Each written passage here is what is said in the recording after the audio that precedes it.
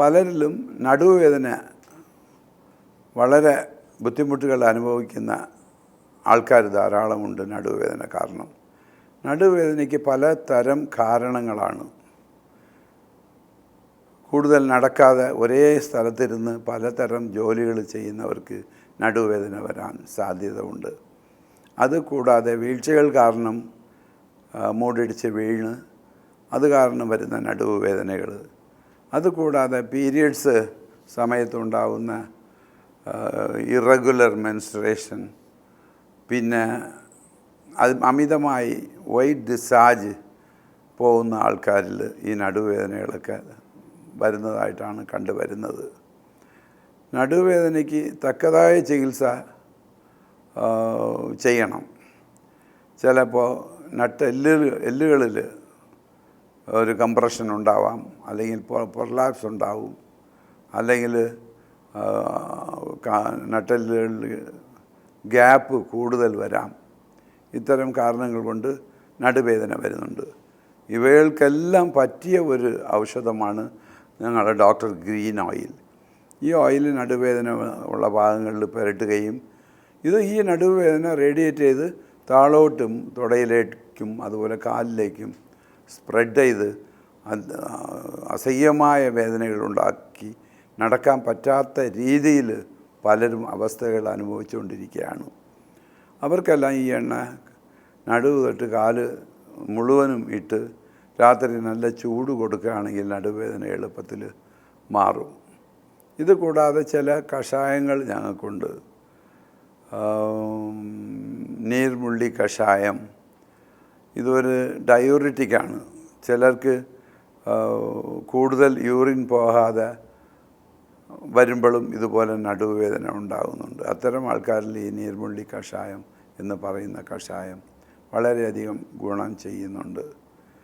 പിന്നെ ഡിസ്ചാർജ് അധികമായിട്ട് white discharge അധികമായിട്ട് പോകുന്നവരിൽ അത് പോകുന്നതിന് കാരണം ഇവരുടെ ബോഡിയിലുണ്ടാകുന്ന അമിതമായ ചൂടാണ്. കഴിയുന്നതും ചൂട് കുറയ്ക്കുക. ബോഡി ഹീറ്റ് കുറയ്ക്കുന്നത് പല തരത്തിലാണ്. നമ്മുടെ ബോഡി ഓവർ ടെൻഷൻ ഉണ്ടെങ്കിൽ ബോഡി ഹീറ്റ് കൂടും. ഉറക്കക്കുറവുണ്ടെങ്കിൽ നമ്മുടെ ശരീരത്തിൽ ചൂട് കൂടും. ചൂട് കൂടുന്നതിൽ മാത്രമല്ല, ഈ അമിതമായ ചൂട് കാരണം ഓവറായിട്ട് വൈറ്റ് ഡിസ്ചാർജും പുറത്തു പോകും.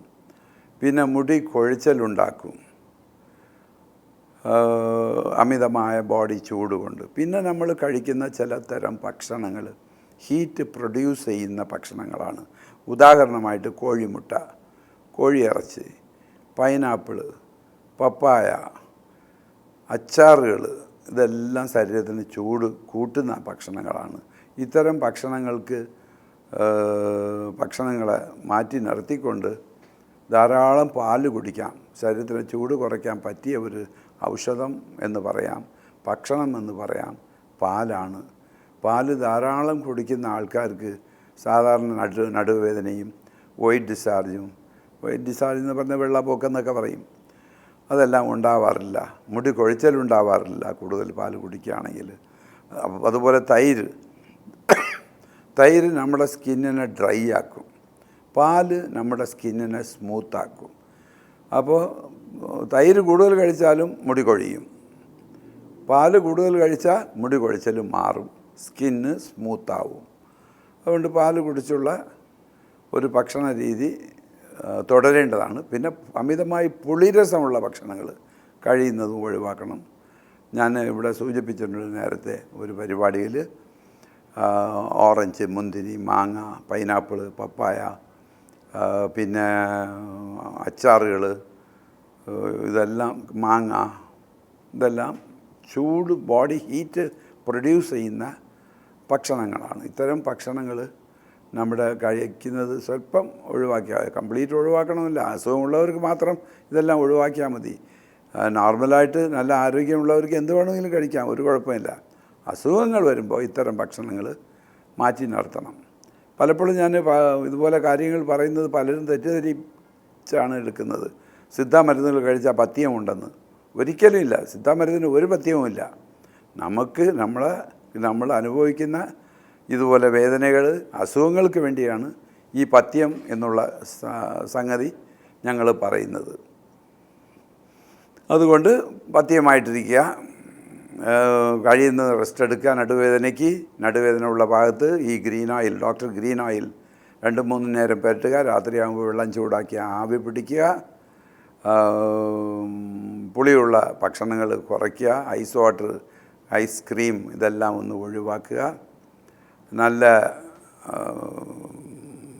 നല്ല ആരോഗ്യമുള്ള എല്ലാ ഭക്ഷണങ്ങളും കഴിക്കാവുന്നതാണ്.